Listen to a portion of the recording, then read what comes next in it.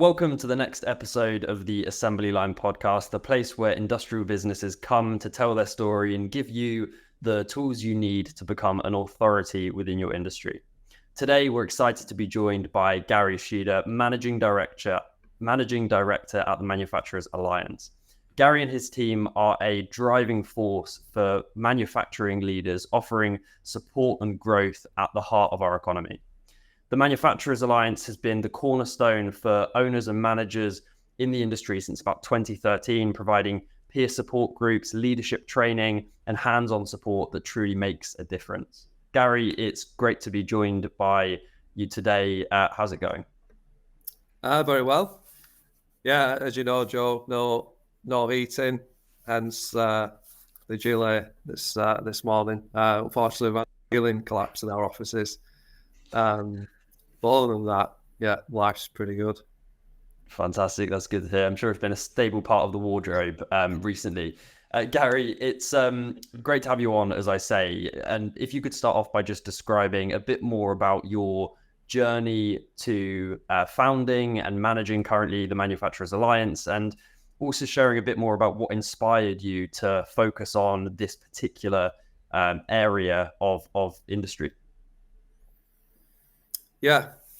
I think if I wind back to being a young chap, of not knowing what I wanted to do really in terms of a career, coming up to leaving school, and I knew I wanted some money. I knew I wanted to do something that I would earn something. So I wanted to get out of school quickly and start bringing a wage in.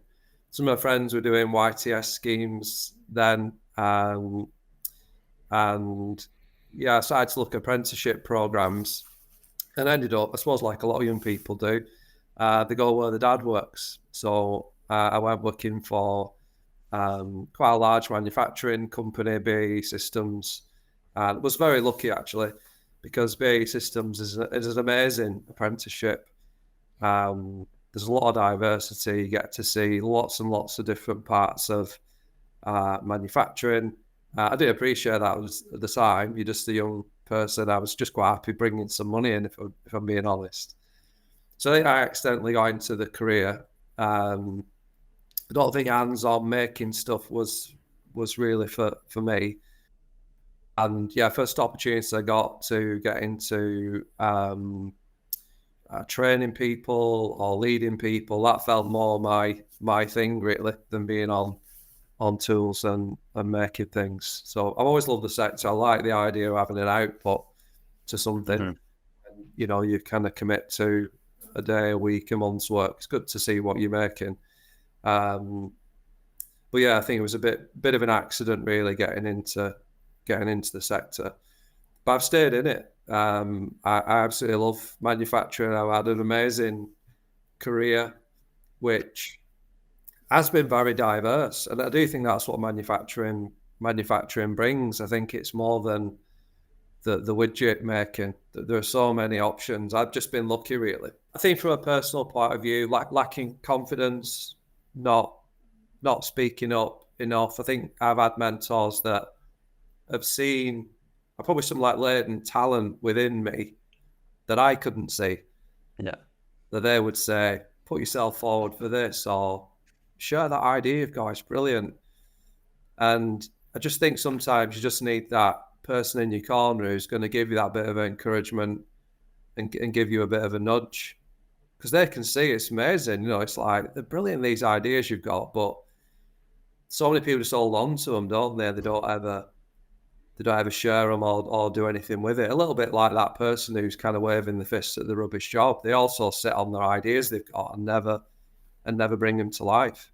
So I think I've been quite lucky that I've had mentors. So I think throughout my whole career, even now, I still have people who just give you that nudge, when you need it. So I think it's a big part of leadership. I think a big part of leadership is taking people on the journey and being able to spot that,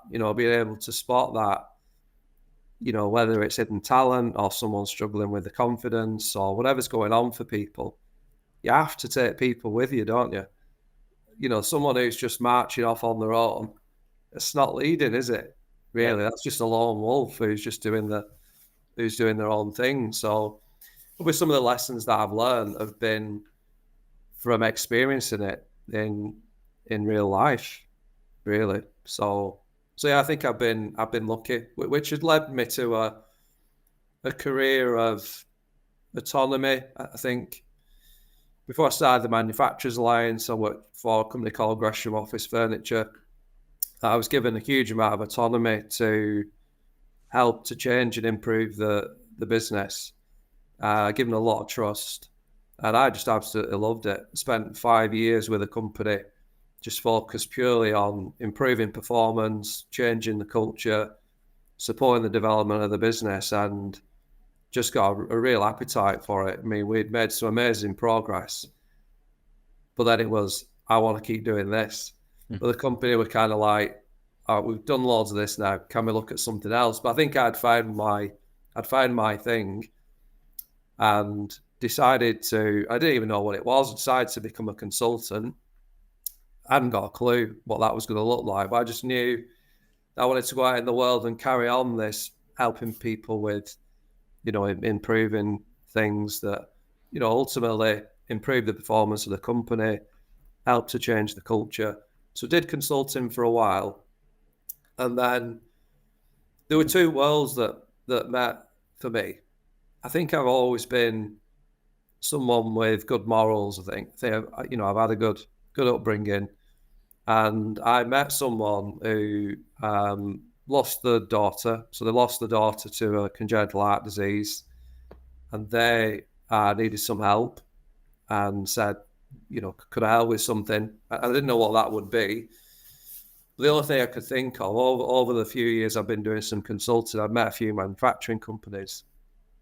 And so the only thing I could think of was we organise an event, we bring some manufacturing companies together, we get some speakers in, ask people to put some money in a jar, and then whatever money's in the jar you can have for your cause. And that's what we did. So we did it, and the people that came enjoyed it. Karen enjoyed the money to start our charity, and we did it again. And then people said they were doing it again. I was just like, it's not really my cup of tea, this networking thing, but it was amazing. We were just bringing this community of people were growing. The charity were benefiting from the donations people were making, and yeah, this kind of network that started to grow, not only of manufacturers, but these people that were just kind of dropping in, sharing ideas, speaking on an evening was brilliant. So we met once a month, a couple of hours in an evening, pie and peas, and over the space of a few years, there was a subset of people that said, just want a little bit more. This couple of hours in an evening is brilliant, but could we just meet up for a little bit longer and really get into the nitty gritty of, marketing or improving operational performance, or how would they change the culture of their business? So we did that. We arranged a full day meeting rather than a couple of hours in an evening. And people enjoyed that. And we did it again and said, can we do it again? And that's where the Manufacturers Alliance started. It was just a group of manufacturers that wanted to learn from each other, share ideas with each other. And we call it a peer group. Just over 10 years later, we've got 10 peer groups and an academy, and it's just, and I don't think anything's really changed for me. I think I'm still on that growth path of, if things don't feel right, I'll change something.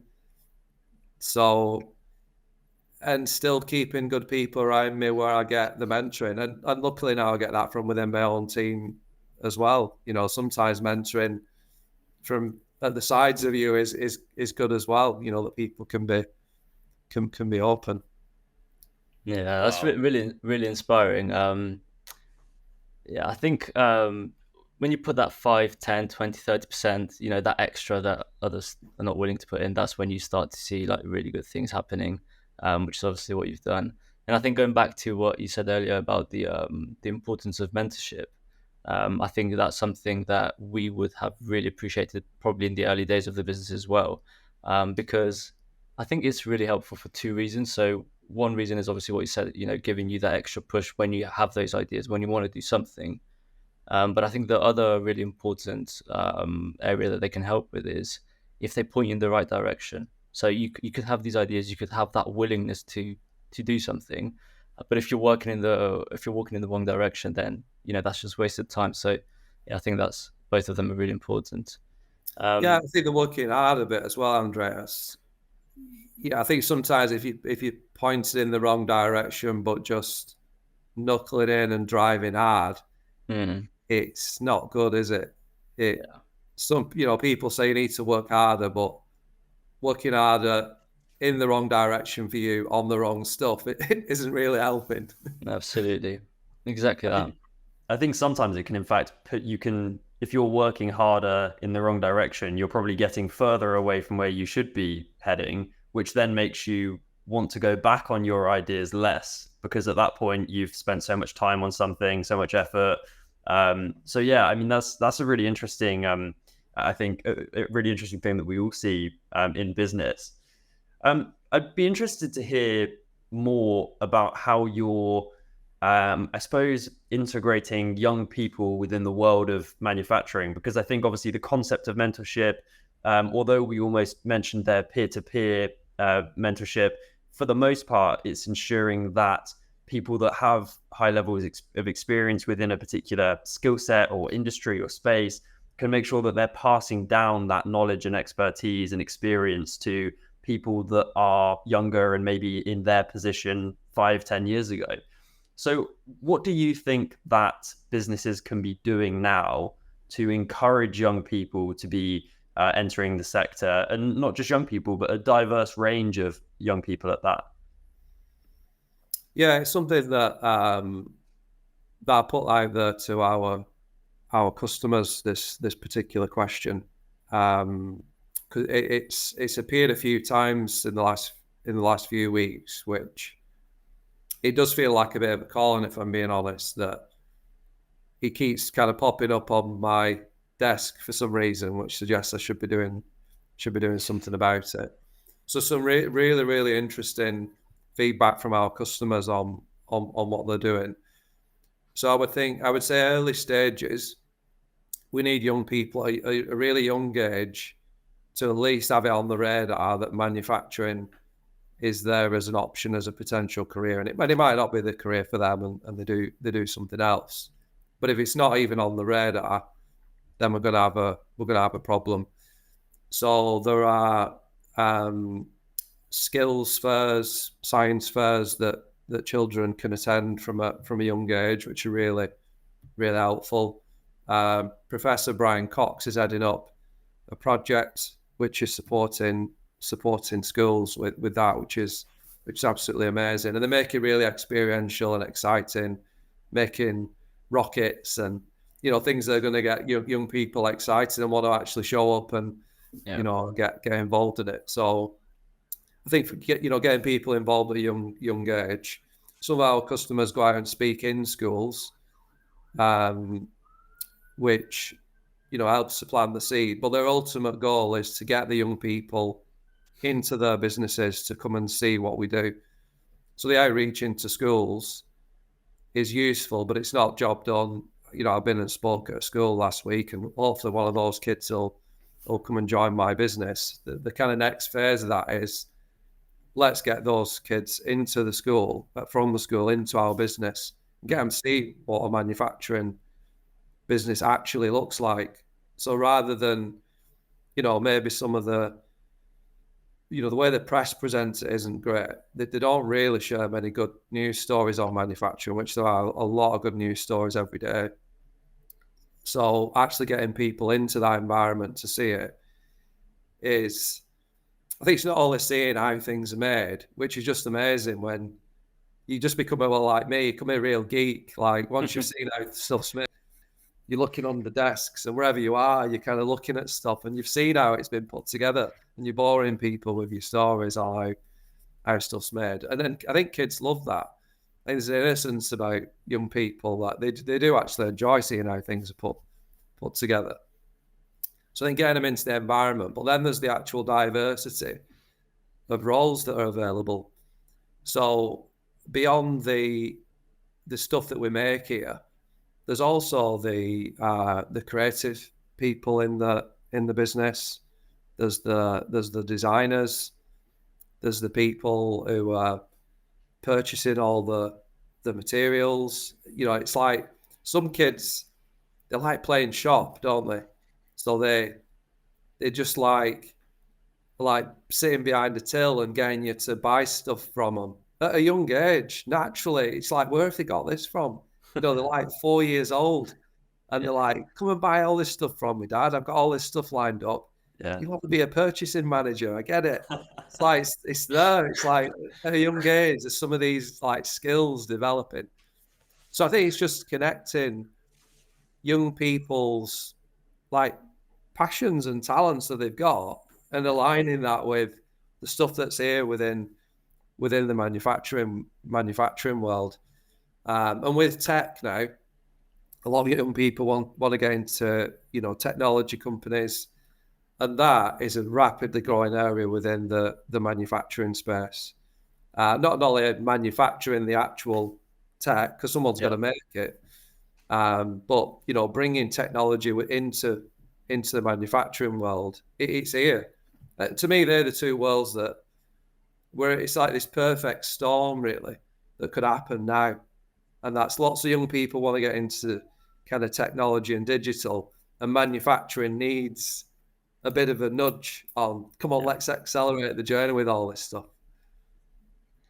Yeah, so I think obviously if you create one amazing experience for one person, then it's easy to spread that message. So how would you say you almost approach creating that almost your brand ambassadors through this experience?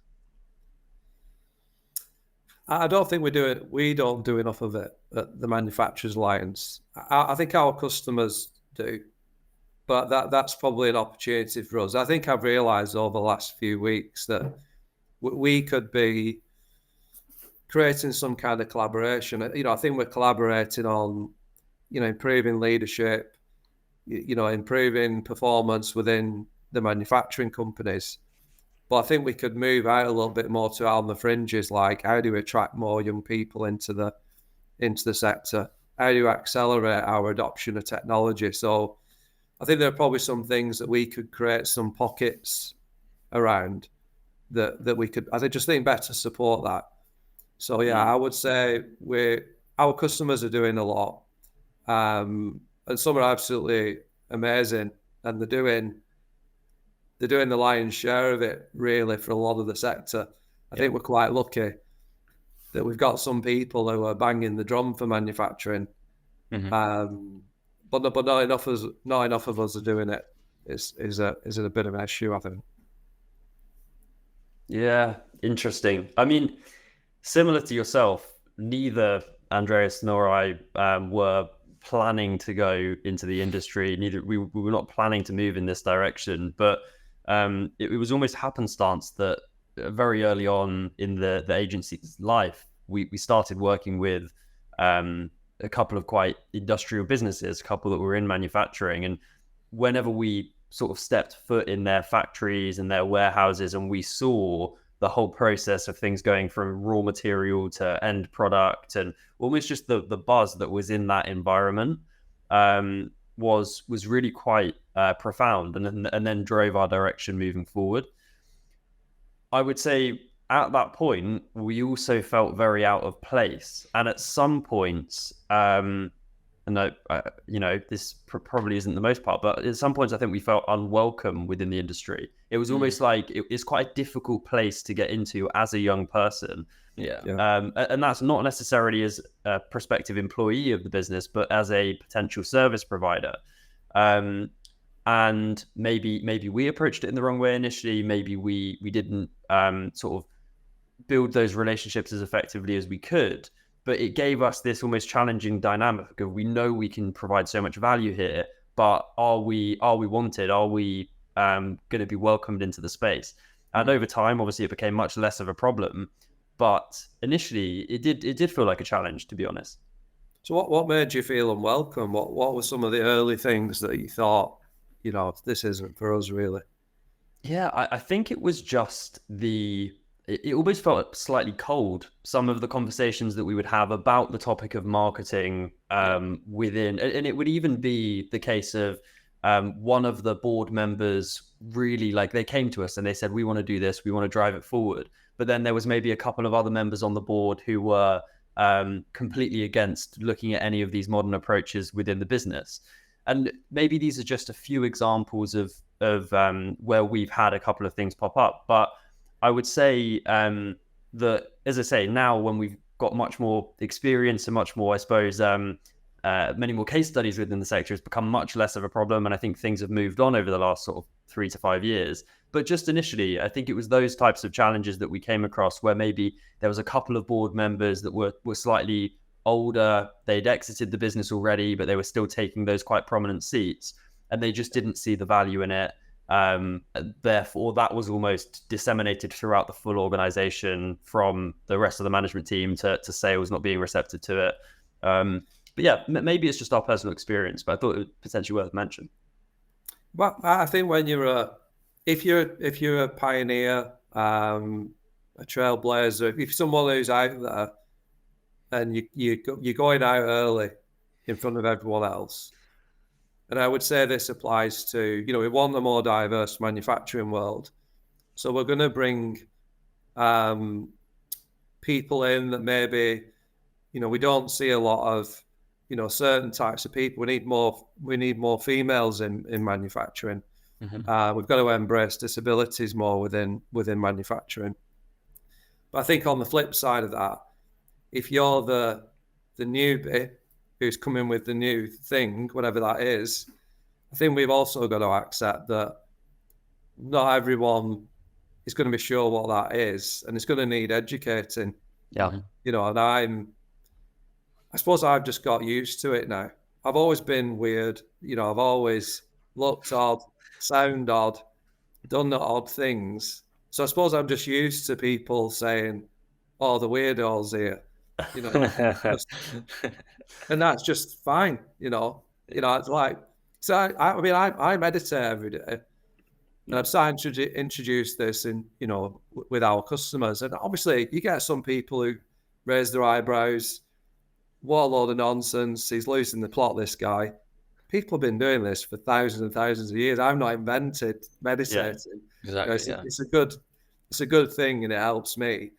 But you're going to get that, aren't you? You're going to get some people who go, "But heck, Joe, this modern stuff's a load of rubbish." Yeah.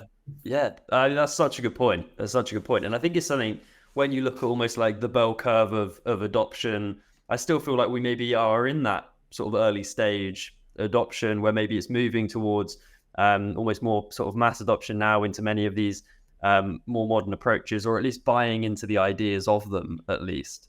Hierarchies is a problem, Joe. Okay. I think it's I don't know if it's just manufacturing or whether this is other sectors as well.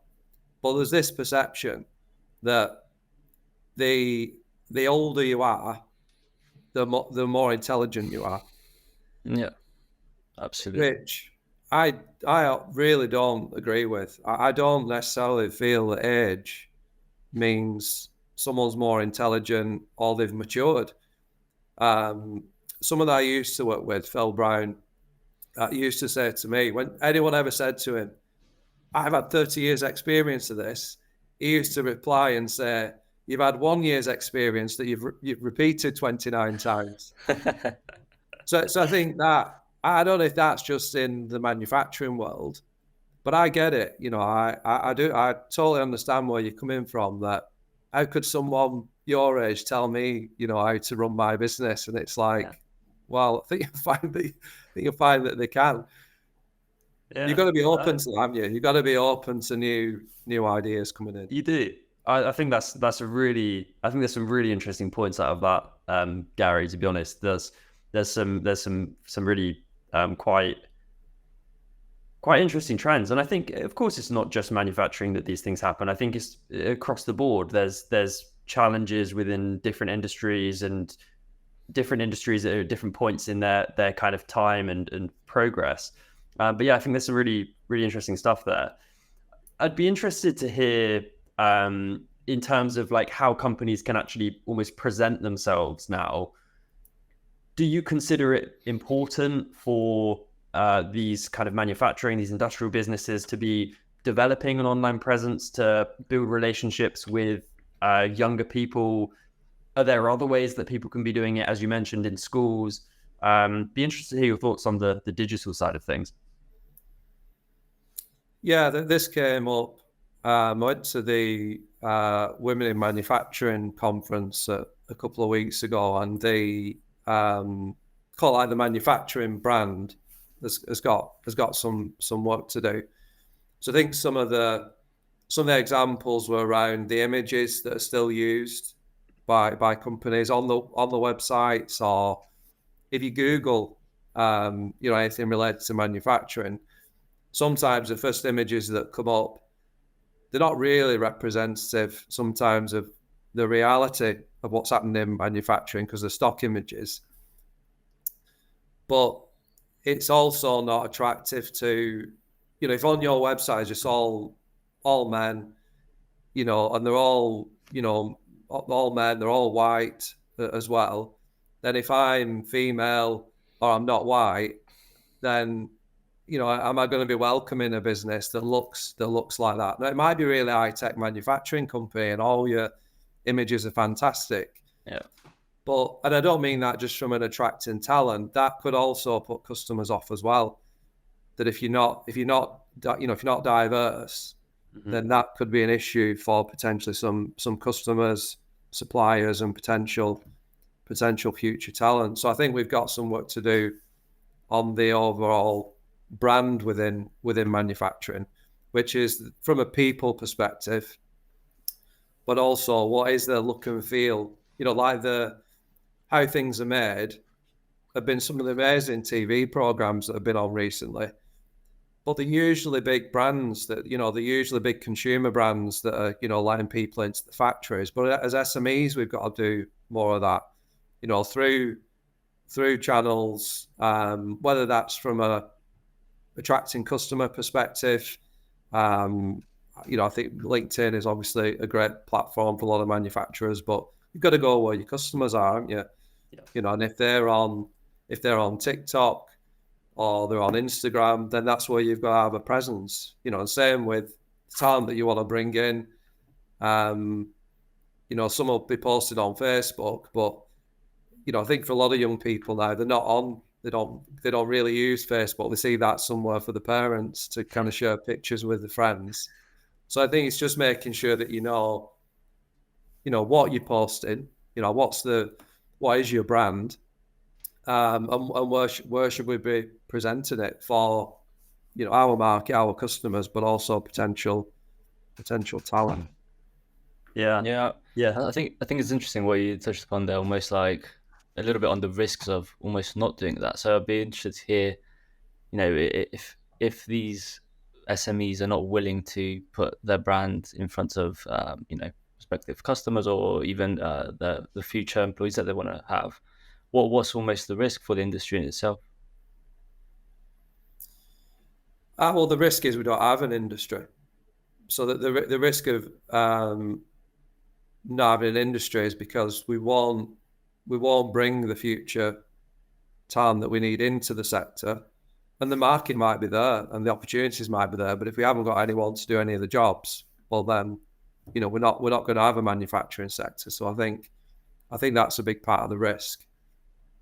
And I would say that there's probably an equal risk in terms of losing a lot of these SMEs and then just having a lot of these big companies remaining in place because, maybe they're one of the first to put their brand in front, and they're just obviously large enough to survive, not having enough resource or not having enough employees in place. So that's interesting to think of as well. Yeah. I think on the opposite side, not bringing the talent in, then you're potentially not going to have any customers. Because I think we've got some work to do in educating people in terms of what we mean by brand and how it's different to marketing. And I think it's hard to find the right people to help you with it, if I'm being honest. We've had, as the Manufacturers Alliance as a business, had a a 10-year battle with this, of trying to find the right people to work with. And it's only been through trying different things, our experiences, that we've learned that the brand and marketing are different, and having a brand strategy and people who can support the front end in terms of understanding the markets you're in, how you're going to differentiate and fit within a particular market and generate leads and grow, and the actual marketing tactics and channels that we might use are so different. And you meet companies that are better at, one over the other, but they'll tell you that they can do all of it. So that's a challenge. I think there are a lot of people. I don't meet many people that are good like brand strategists. But you meet a lot of people who can do the tactical stuff of, excessively posting things on different, social platforms isn't always the best strategy, because if it's the wrong messaging, then it could be damaging your brand. Yeah. Just because you've got someone who's posting 3 times a day and they just keep putting images of your product on a, LinkedIn or whatever, and it's like you're just pissing everyone off by just keep posting images of yourself. This is I'm so glad that you've highlighted this distinction, because as you say, I think many companies, they think, okay, we need to build our brand, and we're going to do that through marketing. And the problem with that is, without having that very, very clear strategy on the perception that you want people to have of you, and the ways in which you're going to manage that through marketing communications is paramount. And if you're not having those conversations, then you're not going to be able to create that consistent image. I mean, one of the big things that we believe in, and we've seen as particularly powerful for both creating a strong brand that effectively positions the business and also supports it in marketing itself for both prospective customers and potential employees, is the use of brand story, and almost looking back to the past, the history of the business, and also the future of what it's going to look like in the years to come. And using that story, you almost create more of an emotive connection with both your customers and your audience. And you're creating a dynamic that's not just price, it's not just a wage, you're part of a story, you're part of a process that this business, a transformation that this business is going through. And not only does that create a strong brand, but also it creates one that's just super authentic to the business itself. So yeah, in terms of the use of story and how you think this maybe feeds into the whole brand versus marketing component, I'm not sure if you've got any comments or experiences around that. Yeah, I think story is something that people can relate to more. I watched a video actually yesterday, Simon Sinek video, which I'm sure you guys are familiar with. But he shared two stories. One was, in the US, in a particular state, there were 600,000 people died from COVID.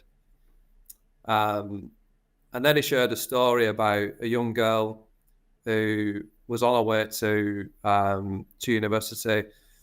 She was in a car accident, and one of her legs twisted by 90 degrees in this car accident that she was in. And, she was out of operation for months and months. And he then said to the presenter, which of the two stories do you think you'd remember?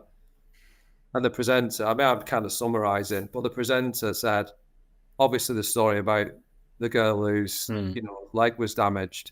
But he said, I've just shared with you that 600,000 people died from COVID, which you didn't really remember or relate to. But it's 600,000 people dying is far worse than one person being in a car accident. Yeah. It was the story that grabbed his attention. So I thought that was relevant. But I think the stories have got to be relevant to the brand as well, haven't they? I think people just saying, we've been around since, 1840 is great, and it's fantastic that companies have been around for a long time. But you've got to bring aspects of story to life that are of value to the audience, to the customer or potential customer. If you're just dragging stuff up from the past, I mean, it's good that people have been around for a long time, but sometimes it has no relevance and people just switch off from it. It's like, I don't really see the point of it. Everyone has an established since 1974 or whatever on their websites. It's just almost white noise at that point. But I think one of the things that you highlighted there was around almost the people, first off, being at the forefront of the story, which, when you're talking about a specific person, you can relate to that person much more. You can kind of connect to the outcomes with a single person. Whereas if we're just talking to the masses about very general topics, then it doesn't have the power, it doesn't have the impact that it otherwise would. So yeah, I think that's a really nice example, Gary, of where having people at the forefront of your story, or a relatable person at the forefront of your story, can be more impactful than just talking generally about an outcome. So yeah. And you have to keep revisiting it. We rebranded 3 years ago, and we're in the process again.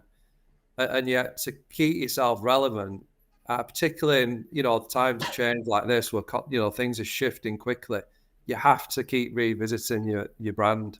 It's fundamental, isn't it, to continue to grow, to continue to keep adding value. And as I'm sure you guys know, you've got to talk to your customers, and that doesn't happen enough, I don't think, in the manufacturing sector. And that it will probably be the same in a lot of other sectors as well. But basing your growth on assumption is a really high risk strategy of guessing what your customers might want rather than actually asking them. Yeah, absolutely. Yeah, completely. Okay, well, that's some really interesting outcomes there. One of the areas that I understand you're particularly passionate about at the Manufacturers Alliance is technology, and almost the, I suppose, accessibility of technology within manufacturing. I think we all understand that maybe it's slightly behind, perhaps in some aspects, in some areas. But do you have any almost like low-hanging fruit opportunities, conversations that you have with manufacturers that you think everyone should be implementing this, everyone should have this, that they often maybe don't?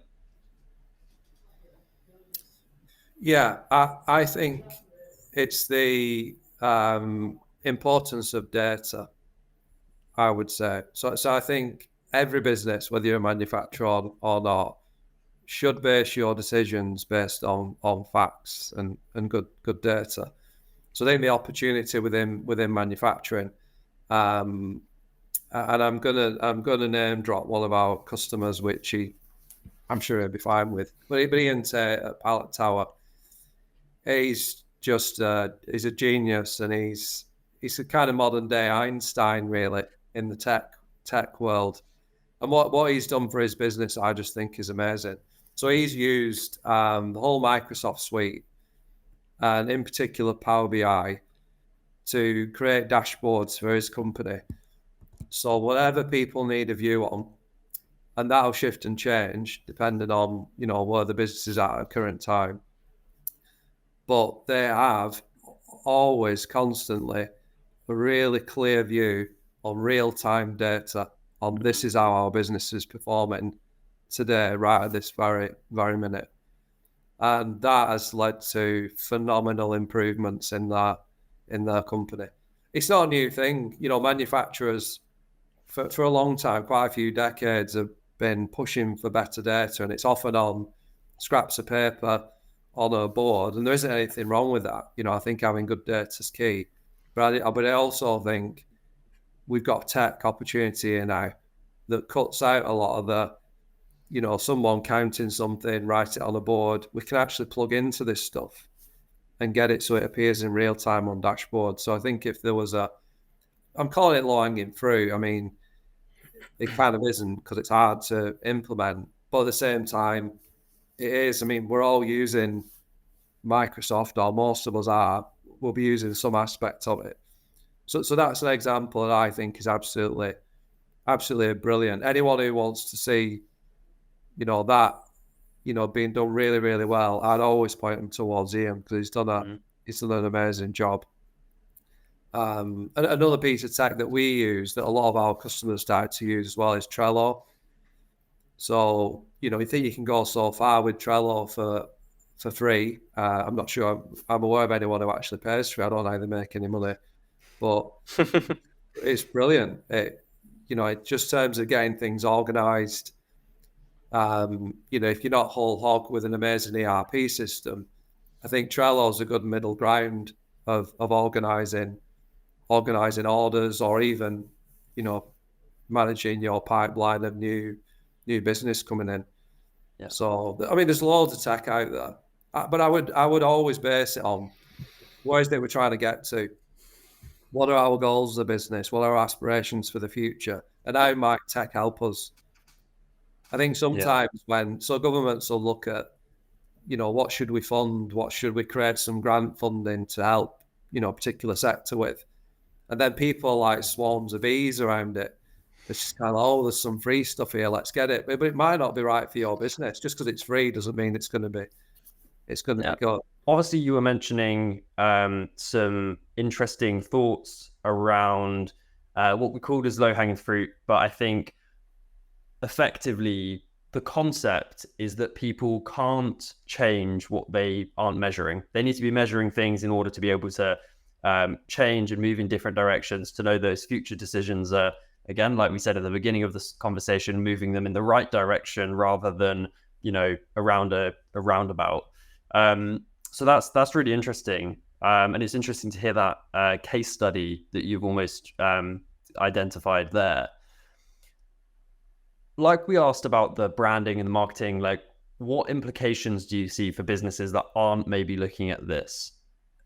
Are they at risk of getting kind of overtaken by competitors that are their profit margins going to be reducing? What sort of things are you seeing for businesses that maybe aren't looking at technology yet in the way that you've perhaps outlined that? Yeah, well, I suppose from an operational point of view,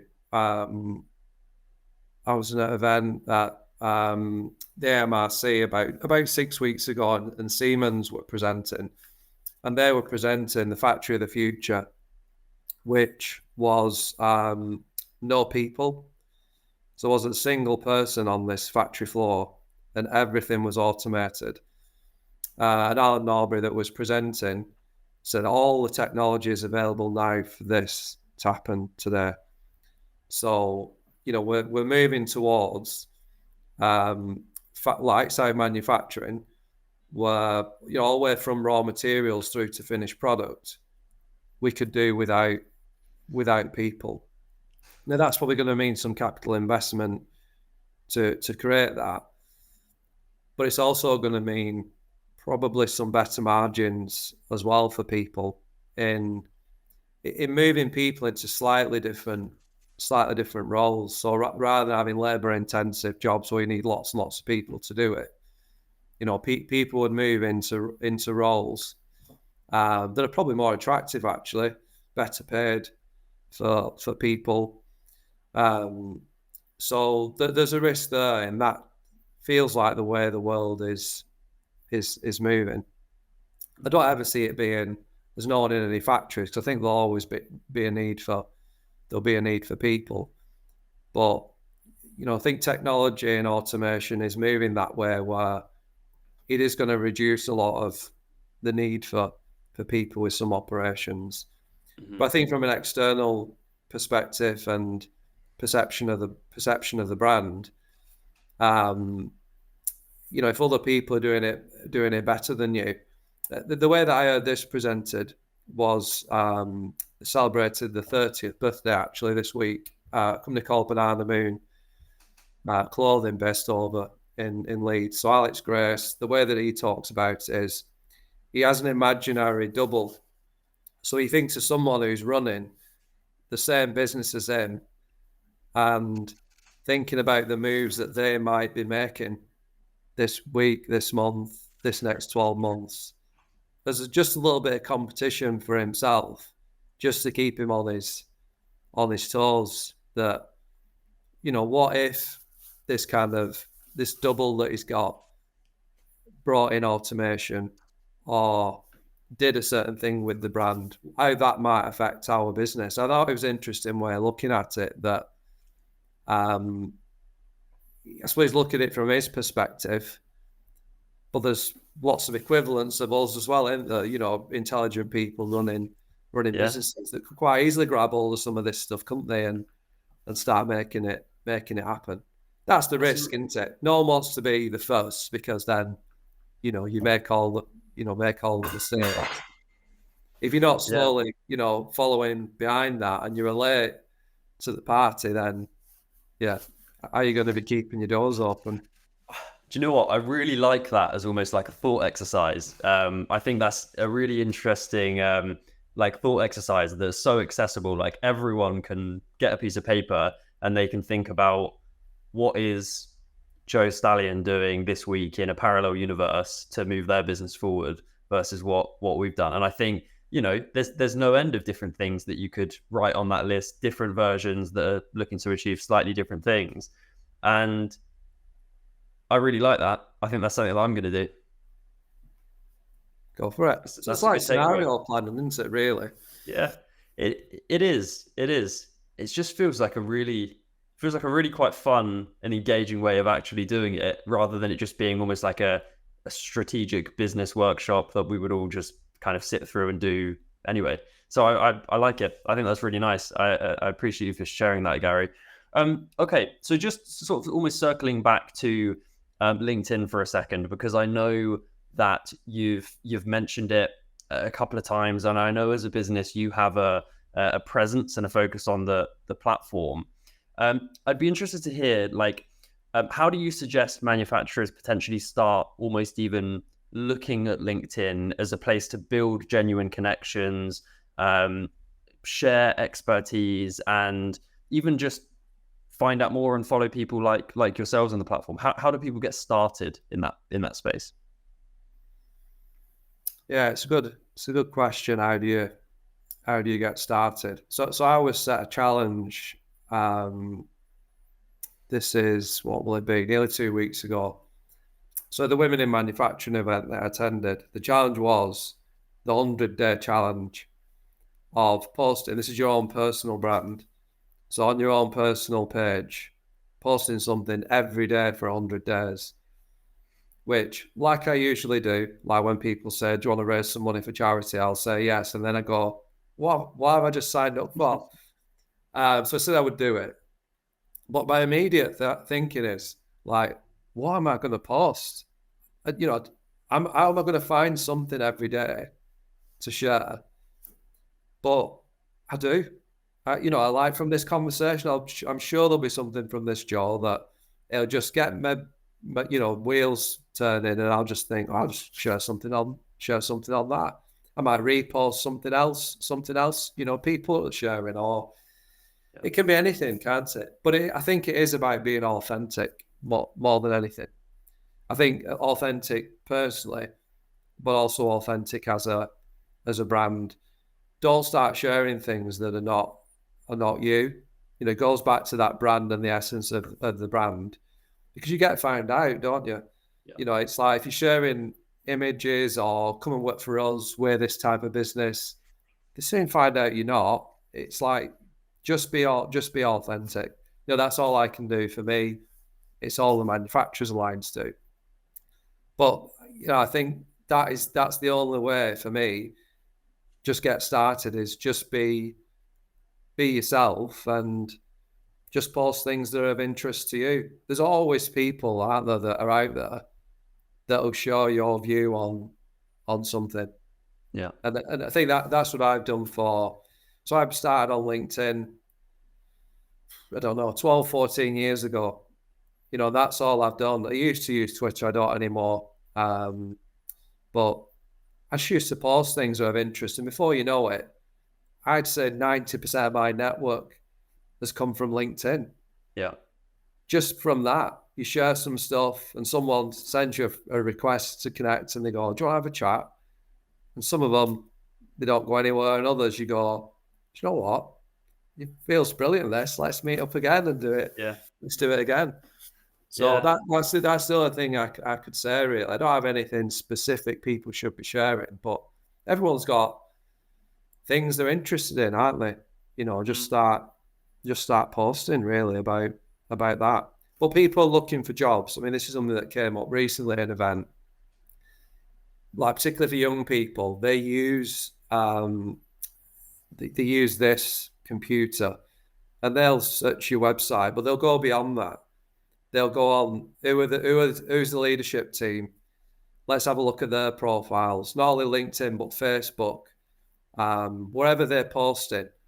Let's find out a little bit more about the real people, you know, behind this business. So I think as a brand as well, that's something to be mindful of, and that's what kind of stuff are your team posted out there, and is it the kind of stuff that you want to be known for?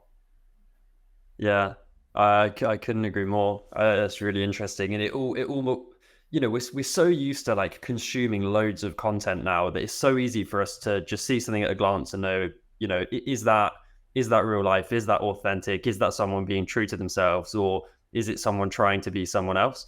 And I think because we're consuming so much and we've got so good at filtering out the wheat from the chaff as such, that we can make those decisions and we don't even know we're doing it. It's just almost like a bias that we're developing of on what we're leaning towards.